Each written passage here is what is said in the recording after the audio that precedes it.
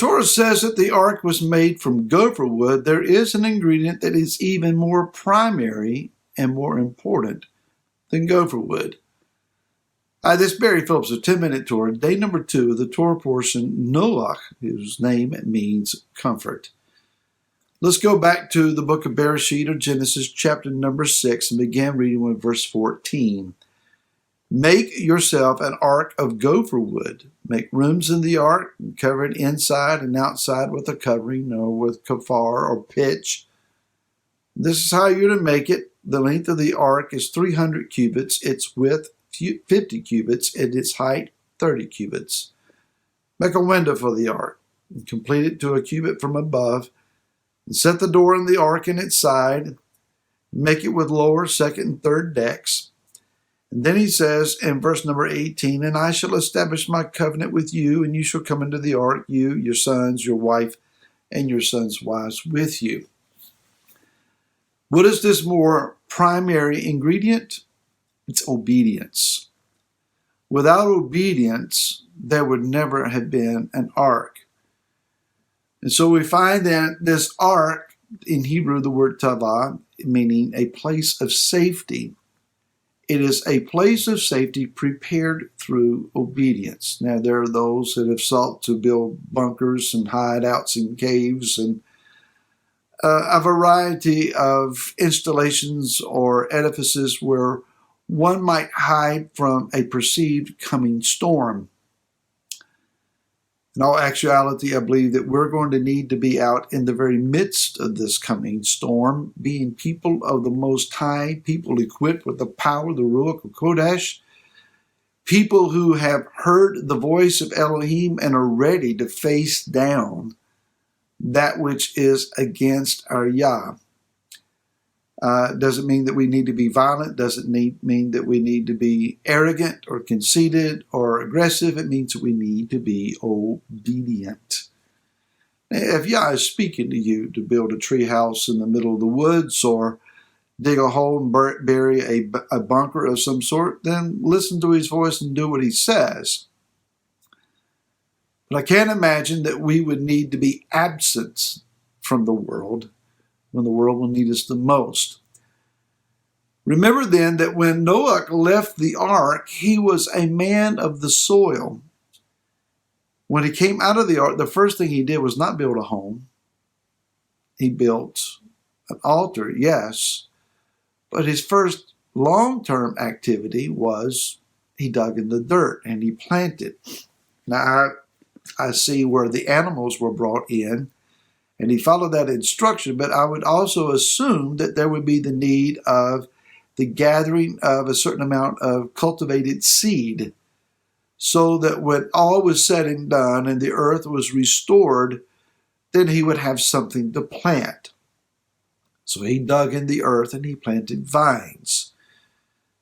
Now, what this tells me then is, while Noah spent perhaps 100 years building this ark, he may not have been one given to construction. I saw a movie once, a very cheesy movie at that, where Noach is pictured as being in his carpenter shop, and he starts hearing the voice of the Most High, and so he finds a writing implement and he begins to sketch out the dimensions and what he hears Yah asking him to do, but he's got all these construction tools around him. I don't know that Noah might have been out in the middle of a field somewhere tending to his crops. It doesn't say anything about Noah being a skilled builder.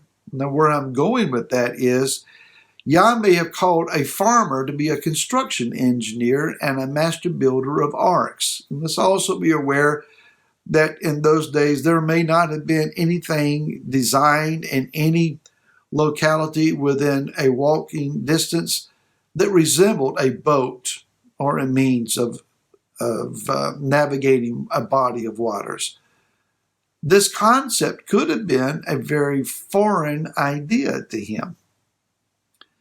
But what he heard, then for the rest of his life almost, it would seem that his major focus was building this construction project. And it would appear that he would have spent 100 years with his sons doing this, raising them to be art builders. Yah specializes in calling us to things that are outside, as we say here, outside your wheelhouse, things outside the area of your preferred expertise. If you're uncomfortable about certain things, certain activities, don't be surprised that if Yah will call you to get involved in that very area of discomfort. So let's also understand this, that the first act of obedience is hearing.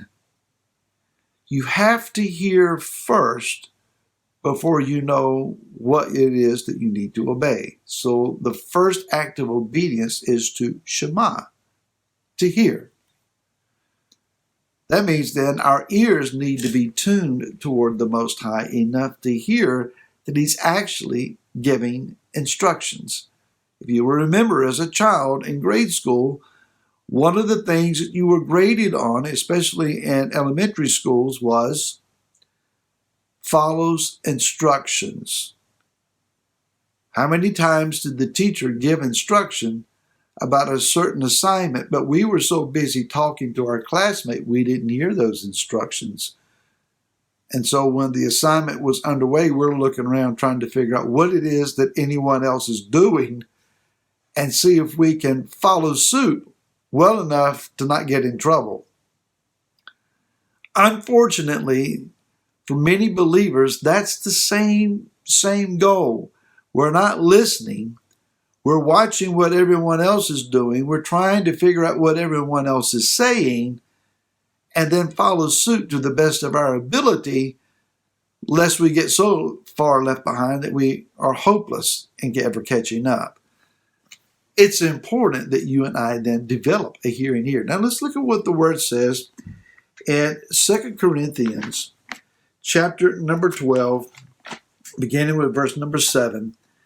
And to keep me from exalting myself because of the exceeding greatness of the revelations, a thorn in the flesh was given to me, a messenger of Hasatan, to hit me, to keep me from exalting myself.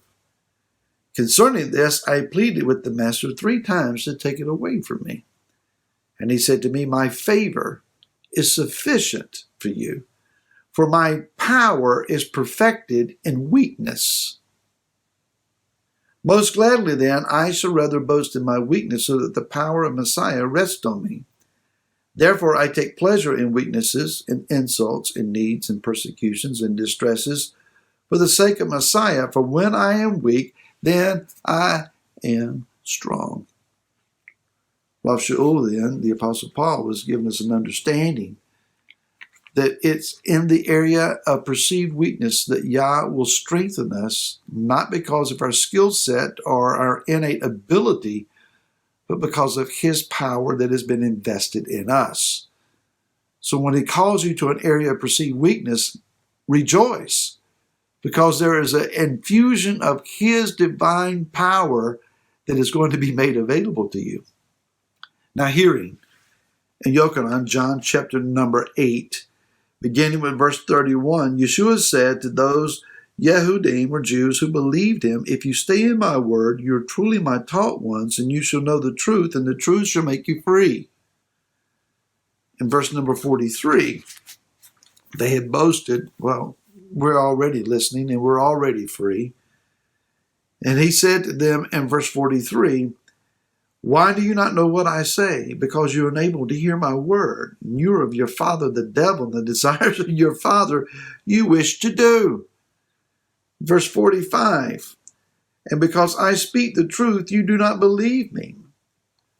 He says you do not have the power or the ability to hear the word.